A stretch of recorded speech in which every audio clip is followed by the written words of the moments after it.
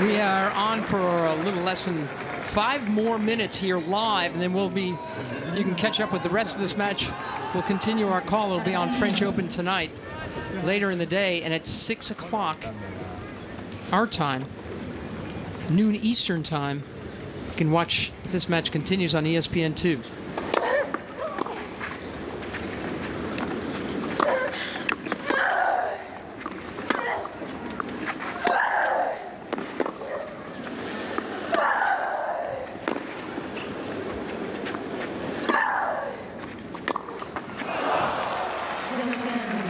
Garcia serving with the new balls. Normally that helps the server, but with Maria, it might be more helpful for her. I completely agree. I think that's going to give her an advantage. Just move the ball through the court, especially in these next couple games.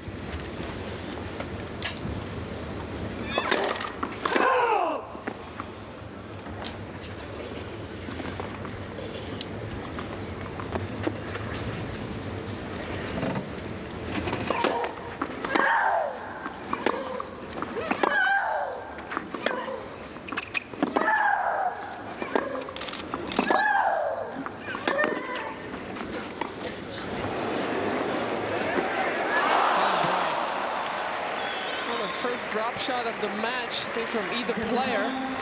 Garcia got there in plenty of time, but missed it. And the first slight look of panic in Garcia's eyes. She missed that shot, looked up at her box, and clearly discouraged right now. Meantime, she should be thrilled. She's up 6-3, 4-3, serving. But those 2 games really took the wind out of her sails. Maria's cleaned up her game. She's picking up the pace a little bit. You know she's a champion. She's going to play her best tennis right now. So you have to earn it. Can I tell you something? How often is Court Central this packed for a women's match when Nadal is playing somewhere else? Well, usually Nadal would not be playing somewhere else, number one. And yes, it's never this packed this early for a women's match. But they see a new star in the making for French tennis.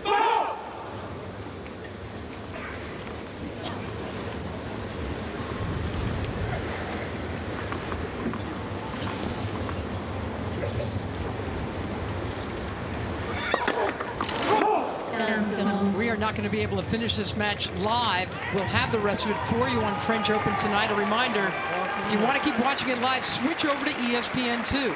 That'll be happening momentarily. I'm just glad we're not at match point. I'd really be upset. We don't get to finish calling this match live, but that's how it goes.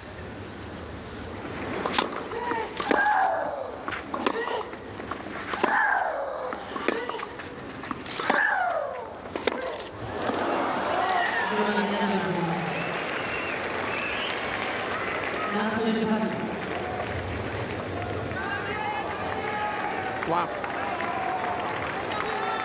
I like this even. I like that she's trying to slow down things and compose herself because she knows Sharapova is in all the way.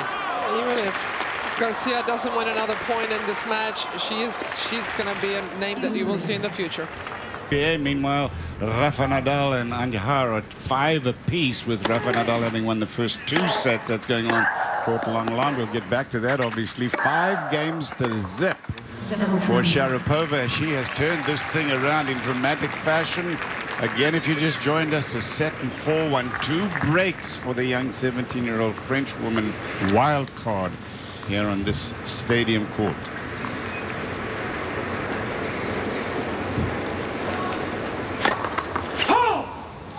Since then, not one game.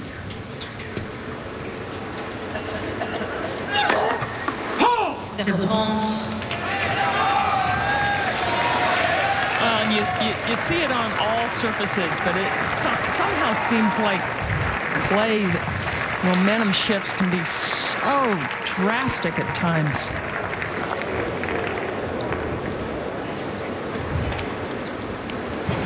I love that Sharapova always believes in herself. It's one of the great trademarks of a champion.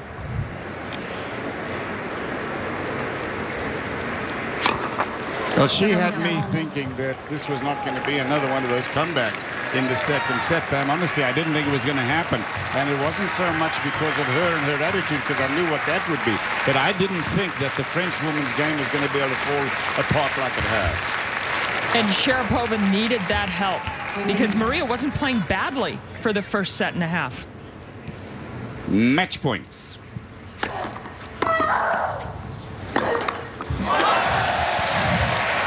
I mean, point after point after point. That's what Garcia produced for the first 50 minutes of the match.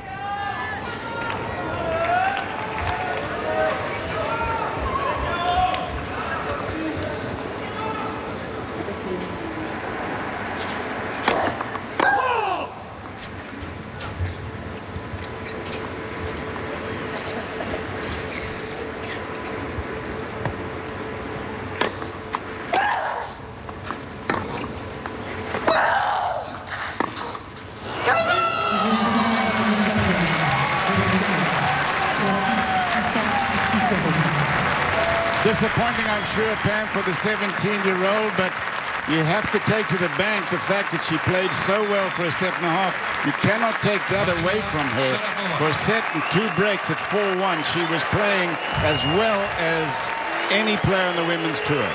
In fact, you said she could win the tournament if she kept playing like that. And that was, I think I exaggerated the if, because that's what you don't know about a 17-year-old and making a little signal up there to her fiancé, Sasha Vujovic, who's here from the NBA.